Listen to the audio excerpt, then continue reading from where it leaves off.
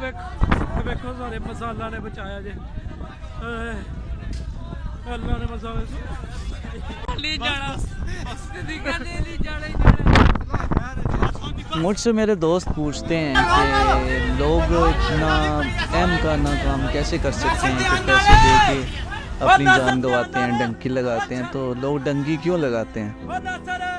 तो इसका बड़ा इंटरेस्टिंग सा जवाब है जो इतनी आसानी से उनको ना समझाया जा सकता है ना उनको समझ में आता है, क्योंकि उन्होंने वो सिनेरियो, वो माहौल नहीं देखा जहाँ के लोग डंकी लगाने के लिए जाते हैं और जो कुछ उनके गिरदो नवाह में हो रहा होता है।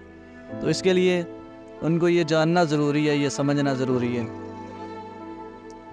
अब हो क्या रहा होता है उन इलाकों में जहाँ से डंकी लगाने वालों की तादाद ज़्यादा है, हर गली मोहल्ले में आपको एक मकान, एक कोठी, एक घर, एक फैमिली ऐसी मिलेगी कि जहाँ पे डॉलर और यूरो की आमद हर महीने होती है और कसरत से होती है। जब उनके घर पे वो पैसा आता है तो वो लोग समझदारी या शऊर या इन चीज़ों का तो उनको सेंस ही नहीं है, ना इनसे काम लेते हैं। उसका बेतहाशा नमूद व नुमाइश, लोगों को अपने एटीट्यूड दिखाना, अपनी कोठियाँ, अपने बंगले दिखाना, अपनी गाड़ियाँ दिखाना, वहाँ उनको ये सब मकसूद है। और जब ये सब उनके मोहल्ले वाला, गली वाला देखता है तो उसमें एहसास कमतरी पैदा होता है और उसके सामने उसकी सारी ज़िंदगी होती है कि आज से 2 साल पहले ये बंदा क्या था और आज ये क्या है। तो ऑटोमेटिकली उसके ज़हन में यही चीज़ आती है कि ये तो बड़ा शॉर्टकट है पैसा कमाने का, ये तो मैं कर सकता हूँ, मैं भी ऐसे ही करता हूँ। आप उन लोगों को देखें वो शादियाँ कैसे करते हैं, हेलीकॉप्टर किराए पे लिए जाते हैं, डॉलर और यूरो की बारिशें की जाती हैं, स्मार्टफोन दिए जाते हैं, सिले अनसिले कपड़े फेंके जाते हैं, क्या कुछ नहीं किया जाता, जो उनके बस में आता है वो करते हैं। तो ये चीज़ जो लोग दूसरे देख रहे होते हैं उनसे हजम नहीं होती, और हजम भी कैसे होगी, ये एक माशरे में इतना बड़ा तजाद। फिर होता क्या है कि वहाँ रहने वाले जो आम लोग हैं उनकी जमा पूंजी क्या है, एक घर है, चंद किनाल ज़मीन है, बस और कुछ भी नहीं है। तो वो ये दाव लगा जाते हैं, ये ज़मीन बेच देंगे, ये घर बेच देंगे और 15-20 लाख 30 लाख में वो बेच के इस मंजिल की तरफ बढ़ जाते हैं। फिर लग गया तो लग गया, ना लगा तो बस। बड़े खतरनाक 4 घंटे हो गए। उसमें अक्सर लोग कामयाब हो जाते हैं और कुछ लोग अपनी बदकिस्मती का शिकार हो जाते हैं, और जो कामयाब हो जाते हैं आके उनका भी ज़िंदगी का तर्ज और यही तौर तरीके होते हैं जो वो देख के जा चुके होते हैं। उनको वो सब भूल जाता है कि हमने माजी कैसे गुजारा, कैसे मुश्किल हालात थे, हमने दूसरों पे अपना असर कैसे छोड़ना है, वो इन चीज़ों को नहीं देखते। फिर जहाँ पे ये सब हो रहा होता है ना, वहाँ का नौजवान कभी भी मेहनत, मुशक्क़त और काम करने को तरजीह नहीं देता। वो ये सोच रहा होता है, देख रहा होता है कि मैं सारा दिन मेहनत मुशक्क़त करूँगा और मुझे क्या मिलेगा, 1000 रुपया महीने का, 30,000, उसमें मैं क्या कर सकूँगा। उसमें वो 1 to 5 लेके सारा दिन नहीं घूम सकता, उस पर वो याशियाँ नहीं कर सकता। जब वो देख रहा होता है ना साथ वाले घर का एक बंदा कमा रहा है और पूरा टब्बर खा रहा है पीछे और याशियाँ लुटा रहा है, कर रहा है, तो उसके अंदर तो जो चीज़ पैदा होगी वो तो आपको नज़र आ रही है।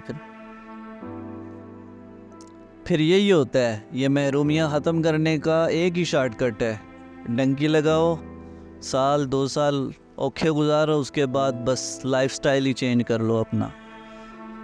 तो ये निज़ाम चलता रहेगा जब तक आप इसके रूट काज को नहीं पकड़ेंगे, वहाँ पे जाके काम नहीं करेंगे, आप डंकी को नहीं रोक सकते।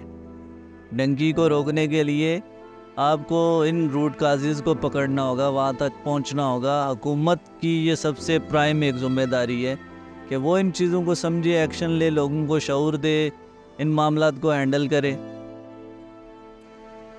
अच्छा, फिर सबसे बड़ी मज़े की बात कि ये लोग होते हैं जो यूरोप पलट या यूरोप में रह रहे होते हैं और पैसे पीछे भेज रहे होते हैं, इन लोगों ने अपने इलाके में रेट ख़राब किए होते हैं, ज़मीन के रेट, प्लाटों के रेट, आप सोच भी नहीं सकते कितनी वर्स्ट कंडीशन बन चुकी होती है। अब उस बंदे ने अगर 5 मरला जगह लेनी है और उसको 2-3 लाख रुपए का मरला मिल रहा है तो उसके लिए कोई मसला नहीं है, इतने पैसे उसके लिए कौन सी बड़ी बात है, वो आसानी से ले लेगा, वो तो ले लेगा, उसको मिल भी जाएगी। लेकिन जब उसी गांव का एक दूसरा बंदा, एक आम शहरी, اپنے بچوں کے سر ڈانپنے کے لیے مکان بنانا چاہے گا، جگہ لینا چاہے گا، تو اس کو 50,000 روپے یا 1,00,000 روپے مرلہ کون دے گا؟ اس کے سامنے تو وہ ریفرنس بن چکا ہوتا ہے کہ فلاں نے 2 لاکھ کی مرلہ بیچی تھی، میں آپ کو اتنے میں کیسے دے دوں؟ تو پھر وہاں پہ کیا ہوتا ہے؟ یا تو وہ گھر سے محروم رہے گا یا مزید لوگوں سے قرض لے کے اتنی مہنگی جگہ خریدے گا۔ اس طرح کی یہ ایک ایگزامپل ہے، اس طرح کے بڑے مسائل کھڑے ہو چکے ہیں۔ اب ان علاقوں کی جو مارکیٹیں ہیں ان میں مہنگائی کی شرح بہت زیادہ ہے، جس کی یہی وجہ ہے۔ تو بڑا ضروری ہے کہ اس ساری چیزوں کا ان کا سدباب کیا جائے، لیکن افسوس کی بات یہ ہے کہ آنے والے وقت میں بھی ایسا کچھ نظر نہیں آتا۔ حکومت کی ترجیحات میں یہ چیز شامل ہو ہی نہیں سکتی۔ جو حکومت جس طرح چل رہی ہے، جو نظام ہے، جو ہماری سیاسی بصیرت ہے ان لوگوں کی، ان کے لیے تو اور مسئلے مسائل ہی بہت ہیں۔ ان کو کیا ضرورت پڑی معاشرے میں اتنے بلو لیول پہ آ کے سوچنے کی؟ اس میں ایک چیز ہو سکتی ہے جو کر سکتے ہیں، جس سے کچھ بہتری آ سکتی ہے۔ خدارا اگر مجھے وہ لوگ سن رہے ہیں جو یورپ میں بیٹھے ہوئے ہیں اور اس طرح سے پیسے بیچ کے انہوں نے کتنا اپنے معاشرے میں تضاد قائم کیا ہوا ہے، تو انہی سے التجا ہے کہ اپنا اس طرز عمل کو بدلیں۔ اب کمائیں پیسہ جتنا مرضی کمائیں، رج کے اپنی فیملی کو کھلائیں، لیکن تھوڑی اپنے اندر عاجزی رکھیں۔ یہ نمود و نمائش کے چکروں میں نہیں پڑیں۔ اپنے ان غریب بہن بھائیوں کا بھی خیال کریں جو آپ کے گلی محلے میں رہتے ہیں۔ آپ اگر ان کو ساتھ لے کر نہیں چل سکتے تو ان کو اس طرح اذیتیں نہ پہنچائیں کہ وہ غلط فیصلے کرنے پہ مجبور ہوں۔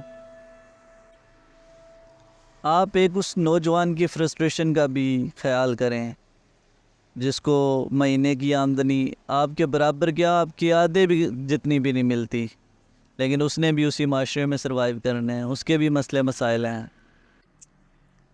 آپ اپنے گلی محلے میں بیٹھی اس بہن بیٹی کا بھی خیال کریں کہ جب اس کی شادی ہونی ہے، اس نے بیاہ جانا ہے، تو اس کو جہیز میں کیا کچھ ملے گا، اس کی شادی کیسے ہوگی، اور جب آپ اپنی کسی بہن بیٹی کی شادی کرتے ہیں تو آپ کیسے کرتے ہیں۔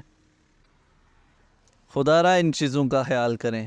اگر آپ یہ سب نہیں کر سکتے نا، پھر ایسا کریں، کوئی ایسا مقام ڈھونڈیں، ایک الگ سوسائٹی بنائیں اپنی، جا کے وہاں جا کے سارے اکٹھے ہو جائیں، جہاں پہ کوئی غریب نہ ہو، کوئی متوسط طبقے کا نہ ہو، سارے اپنے جیسے لوگوں کو اکٹھا کریں، وہاں جا کے سکون سے رہیں۔ بہت شکریہ، اللہ حافظ۔